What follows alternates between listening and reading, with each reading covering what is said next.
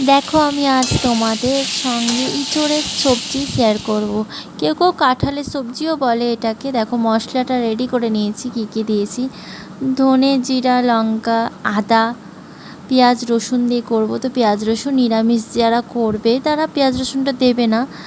দিয়ে তেজপাতা আর গোটা গরম মশলা, জিরা ফোড়ন দিয়ে দিলাম।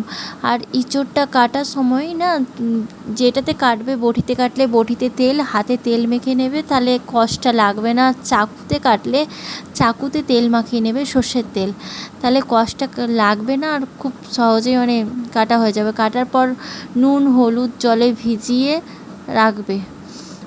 আর একটু সামান্য তেল দিয়ে আমি তো সিদ্ধ করে নিয়েছিলাম।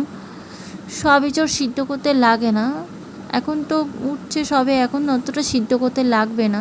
তাও আমি সিদ্ধ করে নিয়েছিলাম কষটা যাতে না লাগে। তোমরাও করে নেবে, সিদ্ধ করে নেবে। তারপর সিদ্ধ বলতে ওই কষটা যাতে না লাগে সেরকম ফুটিয়ে নেবে। পুরো সিদ্ধ করলেও ভাল লাগে না, একদম গলে গেলে একদম ভাল লাগে না, কাদা কাদা লাগে। দিয়ে দেখো, দেখতেই পেলে মশলাটা কষিয়ে নিলাম, দিয়ে জল দিয়ে দিলাম। জলটা ফুটলো, সামান্য চিনি দিয়ে ব্যাস রেডি হয়ে গেল আমার ইঁচড়ের সবজি।